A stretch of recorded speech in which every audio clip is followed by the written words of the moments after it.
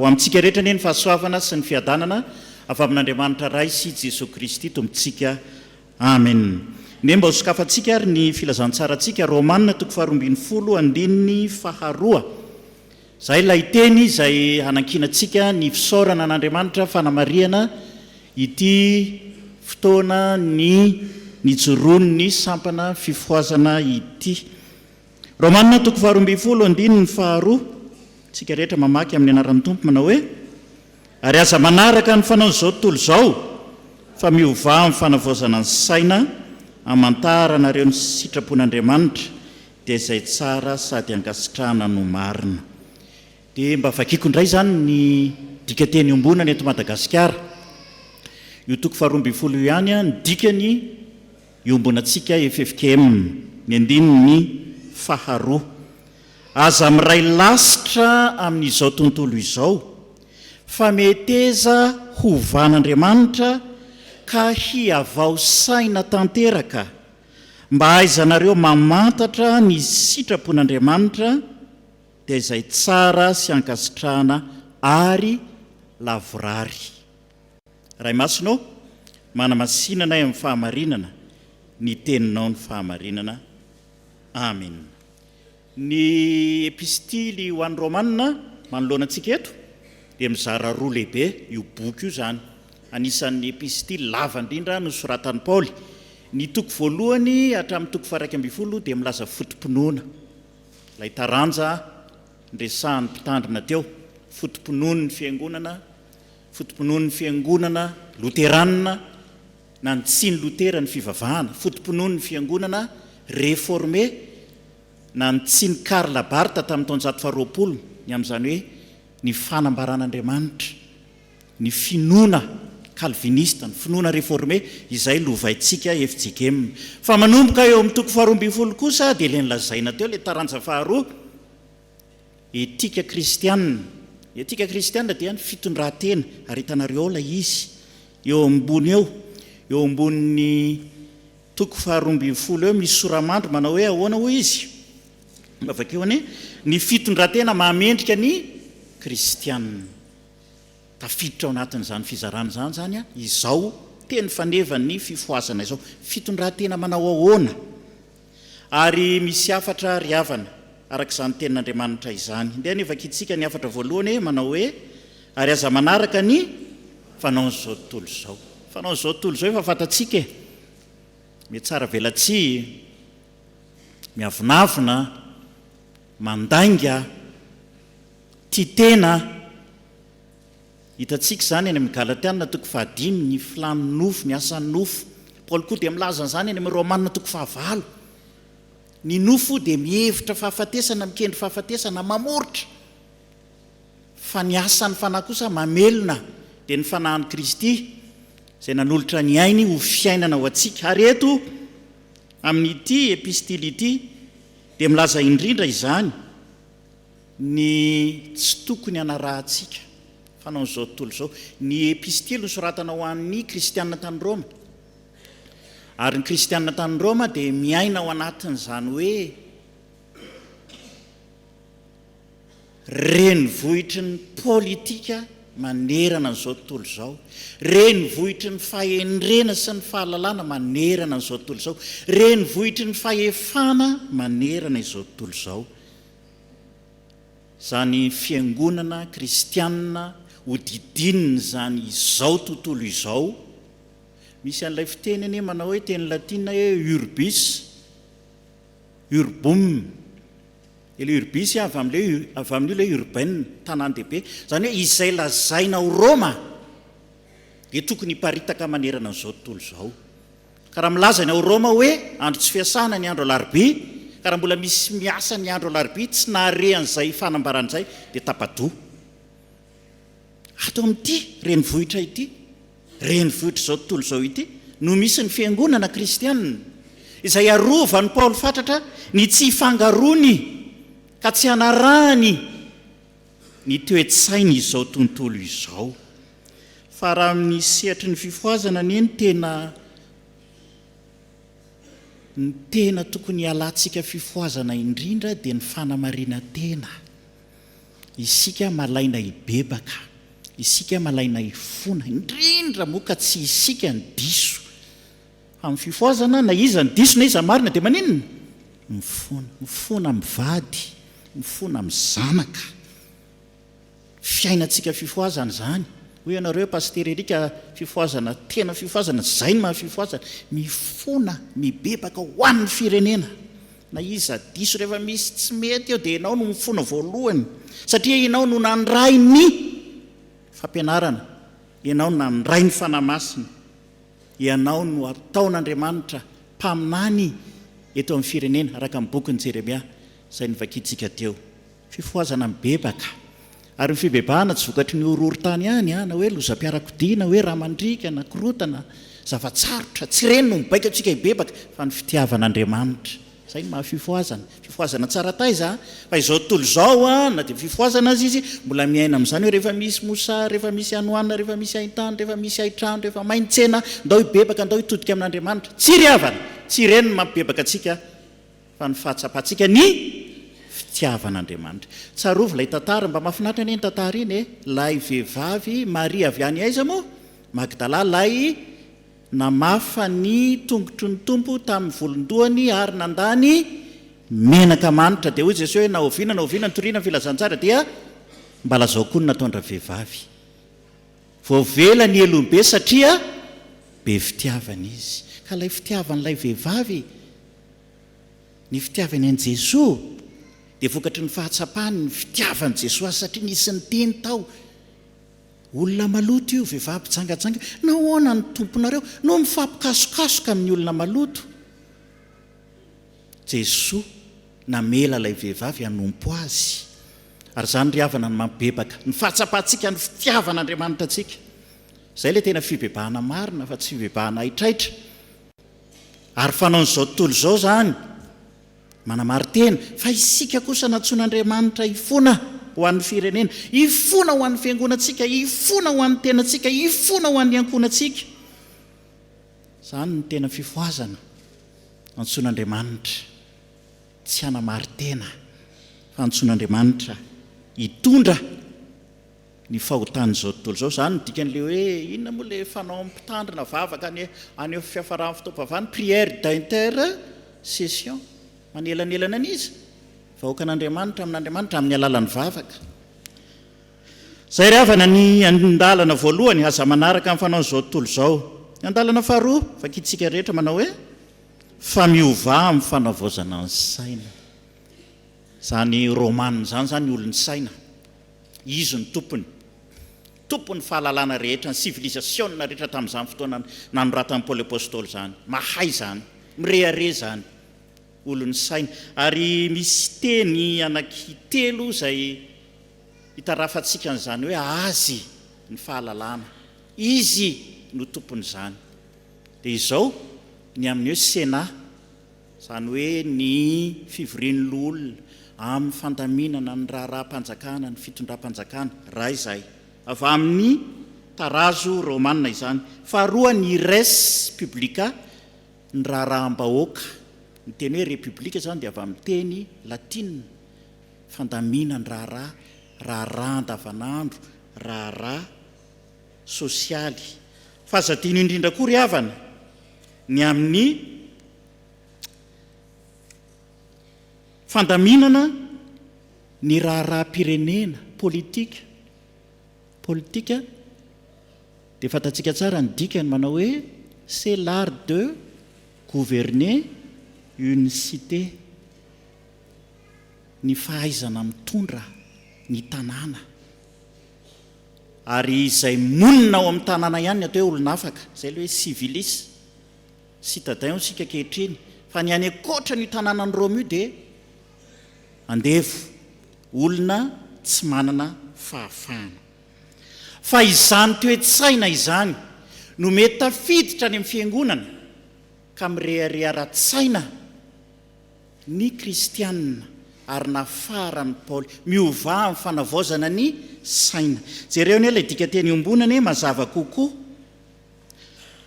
meteza ho van'Andriamanitra ka hiavao saina tanteraka. eto zany dia tena raharam-pifoazana mihitsy avelao ny fanahy hanovanao meteza ianao iova inona ny fiantsonana izany eo amin'ny sehatry ny teolojia non résistance aza manohitra ny asan'ny fanahy aza manamary tena aza milaza fa tsy mety izao hitondran'Andriamanitra ny fiainako izao izany ny atao hoe fifoazana ary efa diniana ilay fifoazana tsy ny sampana fifoazana ihany ny atao hoe fifoazana fa ny fiangonana manontolo no mifo zay io zany fandaminana io hoe misy sampana zao dia misy sampana toy izao fa rehefa tena diniana ny fiangonana FJKM manontolo ny atao hoe fiangonana marture fiangonana enjehana fiangonana ankalaina fiangonana setrasetraina fiangonana ambakaina fa fiangonana mifo fiangonana marture fiangonana missionnaire roa zay fa ny tena maizy azy ny FJKM fiangonana mifo tsika rehetra vita batisana zany isika rehetra dia nanolorany ray aman-drentsika tsika teo amin'ny fanekena manao hoe andany ahoana ny toyany ny asan'ny satana rehetra rehefa manohitra ny satana ianao dia mifo rehefa miara-miasa aminy ianao dia matory mifo ara-tsaina meteza aza manohitra ny fanahy aza manohitra ny asan'ny fanahy masina aza mandaa misy fandavana hitako ry avana ao amin'ny soratra masinao nanatona ny Petera Jesosy nanao hoe aoka ho sasako ny tongotrao dia ahoana ho Petera fetsy ihany Petera mba hanasa ihany ianao dia mba ny lohako misy afetsihana koa zany ao mba ny lohako fa ianao ve dia tokony zany tokony hanasany tongotrao fa ianao ndray ve no hanasany tongotro ahoana ho Jesosy zao na toko 7:9 raha tsy ho sasako ianao dia tsy manana anjara ny olona tsy miavao amin'ny saina ny olona tsy mivavaka amin'ny saina ny olona tsy mihira amin'ny saina dia mandany asan'Andriamanitra mialokaloka amin'ileo ara-panahy ary zany no mahafetsy an'ny satana ary zany no mahatafita ny hevitry ny famitahana hoe ny anareo moa dia ara-panahy fa ny anay ara-tsaina ny endry zareo ara-nofo dia misaraka eo dia samy manao izay tiany atao fa aza mitsabaka amin'ny raharahanay ianareo fa isika dia natsoin'Andriamanitra hiavao iofo lasi-tsaina araka ny dika teny eto hiavao saina tanteraka meteza hovan'Andriamanitra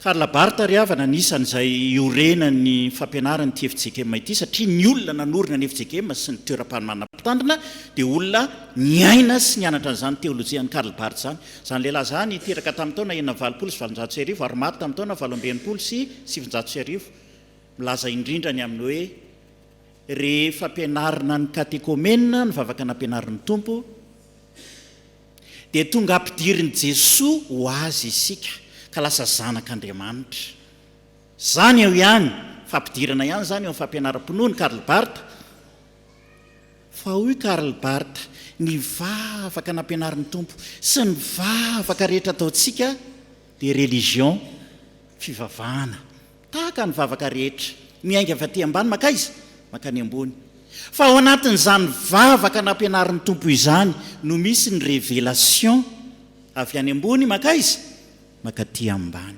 ambaran'Andriamanitra ny sitrapony ary izay ny dikany hoe amataranareo ny sitrapon'Andriamanitra mba nikaroka ihany aiza ny fifoazana aiza ny fiangonana amin'ny fotoana tohinona sehatra tohinona no mamantatra ny sitrapon'Andriamanitra ao amin'ny toriteny ve marina izany ao anatin'ny hira ve marina izany fa ny fifoazana sy ny fitiavam-bavaka ny fifoazana izay mivavaka tsy mitsahatra dia mahatakatra ny sitrapon'Andriamanitra indrindra ao anatin'ny vavaka ary izay no lazaiko anareo hoe ny toko voalohany ka hatramin'ny toko 120 hoan'ny olona mbola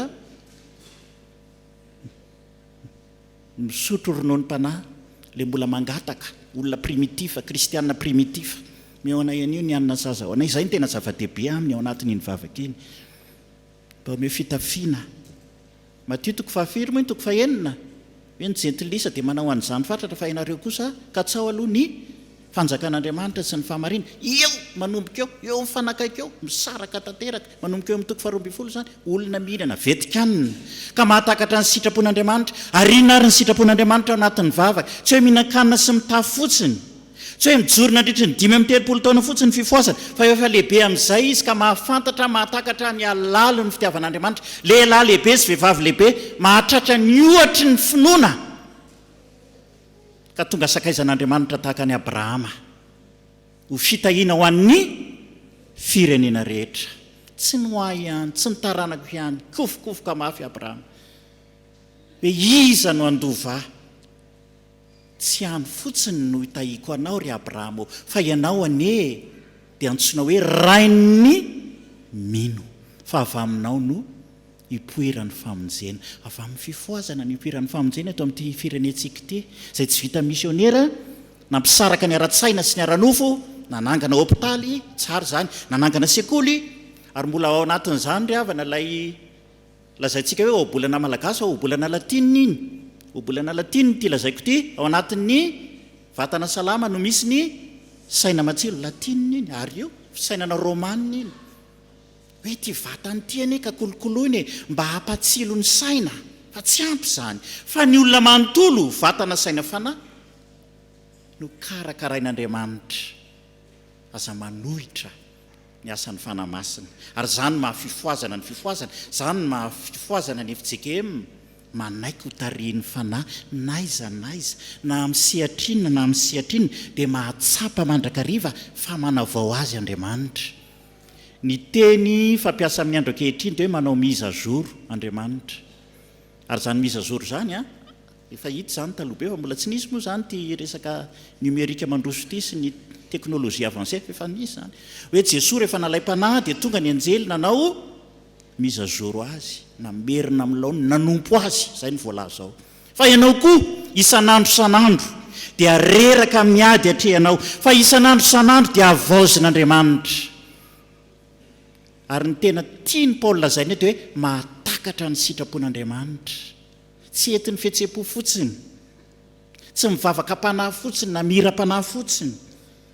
fa olona mahatakatra ny sitrapon'Andriamanitra le mamantatra ny eto ry havana dia hoe mahay manavaka be dia be ny sitrapon'Andriamanitra amin'ny famaofao inona moa ny maika inona no andrasana amiko inona ny lara-pahamehana ray Paul zany no anontaniana inona ny lara-pahamehana dia hoe maika ny fitoriana ny filazantsara ary zany mahatonga antsika niraka mpitandrina marobe ry hariva nde mba hivavaka ho an'ireo nde hibebaka aloha zay ilay afatra ilay toriteny fa tsy voalaza hoe aza manaraka amin'ny fanaony zao tontolo zao mibebahany dikan'izany ny fifoazana mpitarika amin'ny fibebahana ny kristianina tsirairay miaina fibebahana mibebaka mandrakariva ary amarinina mandrakariva isaky mahatsapa ny fitiavan'Andriamanitra ianao dia mifona amin'Andriamanitra iza moano tiavinao kanefa nanoloranao ny ainao ary zany loharan'ny fahasambarana zany mahatonga antsika olon-dehibe amin'ny finoana fa izay afatra faharoa indrindra koa dia zao isika mahatakatra ny sitrapon'Andriamanitra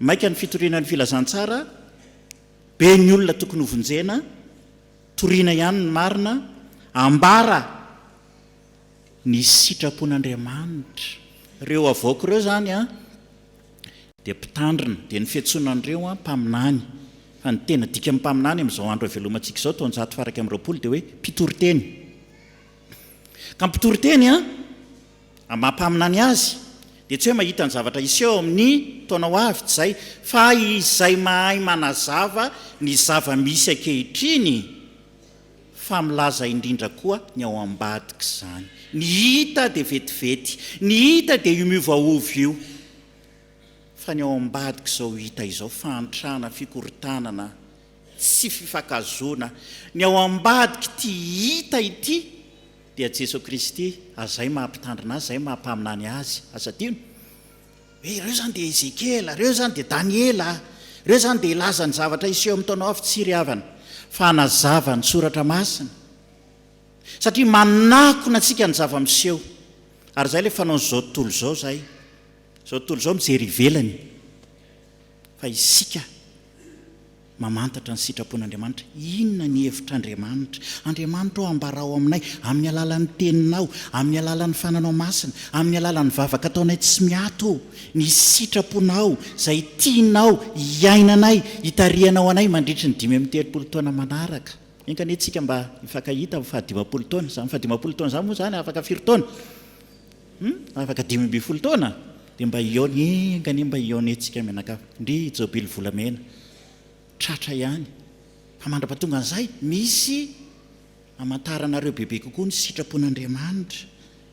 Inona ary ny tokony ataon'ny fifoazana manaiky ho avozin'Andriamanitra ary tsy izao tontolo izao ihany no iantsoana izany fa itsika atao anatin'ny indrindra koa isika milaza fa zanaky ny fifoazana. Andalana manaraka ary tohatra ny efa ho vita efa vita ilay amantaranareo ny sitrapon'Andriamanitra. Dia adino raha ny fo no ivony maha-olombelona eo amin'ny jiosy, ny fiforan'ny fo firao ny fonareo, tiatiaro ny fonareo jiosy zay. Fa ho an'reto kristianina ny Roma reto kosa ny saina mihitsy no torotoroina, ny saina mihitsy no avadika hitodika amin'Andriamanitra, ny saina mihitsy no atao manaiky ny herin'Andriamanitra. Lay saina tia mirehare, lay saina te hifaninana amin'Andriamanitra, lay saina manamary tena mandrakariva, lay saina mikatsaka ny nofo mandrakariva. Ndere mba ny fanjakan'Andriamanitra no atao lara-pahamehana. Andere mba izay amonjena n'izao tontolo izao ny lara-pahamehana eo amintsika. Matinao tafika masina isika ry havana, zava-dehibe zany. Toizantsika zany. Mivavaka isika amin'ny fadihanana, tsara zany. Fazadino koa fa maro ny ololeto amin'ity tanàna ity, ty vohitra ity, no mbola manao ny fanao, tsy fanao, tsy mifanaraka amin'ny sitrapon'Andriamanitra. Ny ankamaroantsika moa zany tsy lasa manao vakansa, ny amo antony manokana mihitsy koa ny tsy afahako miala eto Antananarivo.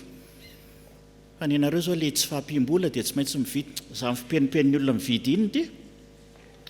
Fantatrareo le inona ny mampipenina ny ray aman-dreny tato ato?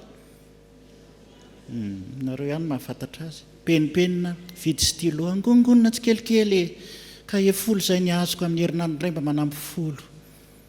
Tsisy hevitra ny vakansa. Tsy natao ifamendrofendrony zany fa natao anaovana asa misiona avadio. Anao asa misiona eto amin'ity tanàna tsy afaka eto tsika, tiana metrahan'Andriamanitra tsika. Fa tena ilaina zany ary mahasambatra zany. Manavao atsika zany, mampitombo ny herintsika zany, mampitombo ny fifalitsika. Farandriavana efa mindrikondriko pastera fa sao dia ohatrany hoe mbola misy culte rehefa avy eo. Aisytsika andalana farany izay tsara sady akasitrahana no marina. Dia karoana ny dikateny, inona ny tena ny dikany teny hoe tsara? Ny tsara sitrapon'Andriamanitra, mamirapiratra ny voninahitr'Andriamanitra. Tsy atoran'izany tsika FJKM réformé solide eo gloria ho an'Andriamanitra irery ny voninahitra amin'ny fitafiana, amin'ny fiainana andavanandro, fa indrindra amin'ny asa. Zay ny tiana lazaina eto. Mpiasa mpanjakana ve ianao, mpiasa tena ve ianao, mpiasa ny orinasa ve ianao, isika rehetra atsoina anao ny asantsika ampifaliana, atao tsara ny asan'Andriamanitra. Asan'Andriamanitra io tondra fitahiana ho anao io, aza tao atsirambina, aza tao toy ny sazy. Fa aza dino indrindra koa ny asan'ny fiangonana izay maizy azy anao, maha-kristianina anao. Ny dikany hoe akasitrahana dia izao mahafapo an'Andriamanitra, satisfaisant. Manontany tena zany sika dia mibebaka hoe mba mahafapo an'Andriamanitra ve ny asako. Ary ny dikany hoe marina dia izao hoe lavraro, ny dika teny ambonina teo fa ny dikany koa dia hoe vita hatramin'ny farany, accompli, vita. Tahaka ny tenin'i Jesosy teo amin'ny hazo fijaliana nanao hoe vitako hatramin'ny farafofonaiko ity, nefaiko ny aiko hatramin'ny segondra farany. Zay ny dikany hoe vita, accompli, achievement ho ny teny anglisy. Amintsika malagasy mazava lavrary, vita va ny asanao. Misy an'izany tononkely zany eny eo antsika fifoazana, avy reny alimbe, vita va ny asanao. Manahoana ny asan'ny fifoazana? Vita ny ve nandritran'izay 5-telopolo taona zay? Tsy afaka hitentsika hoe vita. Fanafinaritra ilay vavaka fifonina teo hoe mifona aminao zay amin'izay tsy vitanay nefa tokony nataonay. Zany ny tena vavaka miavao mba henoy tsara reny vavaka reny, fa amin'ireny no amantaranareo ny sitrapon'Andriamanitra. Dia reny koa ny enaranareo. Hoy ny mpivavaka teo, ny mpanampitarika liturjia, mifono zay tompo fa nisy nataonay tsy tokony nataonay nefa tanterakay, fa misy koa tokony nataonay nefa tsy vitanay. même balance ny eloko amin'iny ary tokony hibebaka fa tsy tia ihany ny tsindriany lava zao mifona tompo anisy zavatra nataonay ary mbola asiana condition koa ary ny sasany raha nisy tsy nety nataony eto zao fa nanao tsy nety daholo ka inona ndray moa raha nisy tompo tsy maintsy misy obligatoire tsy maintsy mpanoty ianao na ny masonao mijery io fotsiny aza na io anao tsy mety mihira io atao ny hira fifoazana tsy mety mihira atao ny hira FFPM mambarara tsy mivoaka satria tsy ao lay hafanapo-masina tsy ao dia ifonany reny fona aminao zay tompo fa tsy nihira tsara teo zany a fona aminao zay tompo fa tsy valavala-pijery any ranona teo fona aminao zay tompo zany rehetra zany tompoka ifonana zany fifoazana amin'ny fifoazana sambatra ny olona mifo olona mifo ara-tsaina olona mifo mahalala ny sitrapon'Andriamanitra ny dikany hoe marina tsara sady akasitrana ny marina tanteraka lavorary vita hatramin'ny farany mba hijoro vavolombelona zany zao tamin'ny taona 3:770 no natokana mpiandry tery Ambohibao tamin'izany mbola nifandray tsara ny loteranina sy ny FJKM maka taratasy any Mpitandrina za toko dia voantso io mana mpiandry dia manome taratasy ny Mpitandrina pasteur Milson teo ambany ala ny entina teny mitoby Ambohibao dia faly ny teo mitoby Ambohibao loteranina finaritra zany hay misy FJKM tena mba tia an'ity fifoazana ity nantsony tompo tompoko asa na 4 taona tamin'izay mbola tanora dia tanora dia rehefa natokana moa zay dia hoy ny razana miadana ifanotomandry izy ny anaranay tamin'izay fahafinaretana nazavaina raha teolojia le fahafinaretana dikany fahafinaretana dia shalom dikany fahafinaretana dia sitrana salama tsy misy ady sambatra fa rehefa natao le pratika nitsangana ny ray aman-dreniny tompy nanazavana zany atao hoe mpiandro fahafinaretana dia hoe tsy anareo loatra no finaritra miasa anareo fa ny hafa ary dia iainako izany ireo olona za reraka fa ny olona mahazo aina za mijaly sy afa-baraka fa ny olona mahazo aina me mihitsy aza zay ny mampiandro fahafinaretana ho an'ny hafa dia hoy koa raha zana miadana mbola tadidiko ny teniny lozanareo ry mpiandro raha nona ny zanakareo za mietratra le nona hoe tsy voafahana ten'Andriamanitra haika nona arabaky teny dia zay mahatonga namakao amin'ny zeribor indroa isan-kerinandro lozako ranona ny zanako avy any ampiasana zay avy any ampianarana ka tsy mahita hoanina ao an-trano no raisiko tokoa ny afatra tsy izaho loatra no finaritra ka itsilailay akaina fa misy asa miandry ary ny zany mampiandry ny mpiandry mba reraka anereo mpiandry reo olona fa eto ambavaka anereo ndray mandeha ny isy demoni tao am-piangonana tao ambany lalina finoana nanomboka ny alady ny taom-baovao mba epifany fotoana lehibe mba akanaina hipetrahana na tsona ka ny hatramin'ny fisaina fa misy marary tanika le trano vo avy nosorana iny dia safoka fa tao-baovao ny korisana nao zido eraky niny nandra-pivoaka n'lay iny dy izy lay demoni ny ariva ny andro izy o nety ny voaka ny demoni ariva amin'ny efatra ianao tsy mihinan-kanina fa io ny andro amin'ny tao-baovao ny olona mba faly any an-tranony zany ny mpiandry sa hoana ry mpiandry atsangana hoe ny tany nizavy moa mpiandry sy ohatry manao fotsifotsy daholo ka tsy fantatro tsony hoe iza moa zany mpiandry zay dia atsangano ny tanantsika menaka fa isika fiangonana amin'ny fo tsika FJKM maray manontolo olona amin'ny fo tsika rehetra zao eto ambavaka ny asan'ny mpiandry havana atsony FJKM izy io hoe asa fampahirezana dia manao fikarohana zany tsika hoe amin'ny toby lehibe telo tsy fantatro manolotrony efatra manolotrony koa anao antiny toby lehibe efatra zany fa ny tena fantatro mantsy le toby lehibe akaramalaza farimena ary sotanana fa pastera zany manamafy hoe efatra izy efatra tokoa izy fa tsy fantatro le manolotrony raha mampiasa ny teny hoe asa sy fampahirezana mampiasa koa izy sotra pasteur fa isika tsy mampiasa an'izany fa ahoana ho isika asa fampahirezana rehefa miasa ny mpiandry mampahery izy zay tsy misaraka ireo satria le fampahirezana rehefa dinina vavaka tsy misaraka ry havana ny asa sy ny vavaka izay miasa dia mivavaka ary izay mivavaka dia efa miasa sahady io vavaka ataonao io mahatakadavitra io aza manao hoe za moa zany atao mivavaka ary misy samy teny mihitsy eny atao mivavaka fa mba manao hetsika koa ianao kefa ao anatin'ny vavaka anie lay hetsika mivavaka ianao mivavaka ho an'ny eo akaikinao ianao fa ny aria lavitra ary ary zany ny asan'ny fanamasina ary amin'ny distance ary amin'ny lavitra be ary iasan'Andriamanitra asa fampahirezana. Inona moa ny ataon'ny mpiandry ao anatin'izany fa tsy vavaka, tsy manasitranyireo, tsy manao fahagagan'ireo, fa mitory an'i Jesosy Kristy mpamonjy ary mivavaka ho anao. Tsy izay ilay mametra tanana ary mpiandry. Izany mahafinaritra indrindra amin'ilay ametra tanana. Eno tsara ny tenin'ny mpiandry amin'izy mametra tanana iny fa misy teny fikasana ho anao. Vao vela ny elikotsy efa zava-dehibe ve izany? Mitsangana ry lehilahin'Andriamanitra, matoki an'i Jesosy. Nareo moa izany mba mamonjy an'ilay asa fampahirezana ireny rehefa alahady fahafiry moa pasiterany alahady faharoa. Tokony asiana izany alahady fahafarany. Rehefa misy alahady dimy dia tokony isy. Tsy ampy ilay alahady faharoa. Fa izay indrindra no isarenan'ny saintsika. Ny vavaka, ny hery ny vavaka. Ary izay nijoroana vavolombelona ry havana. Miasa Andriamanitra. Aza toerina miasa ny fanahy masina amin'ny ady atrehantsika.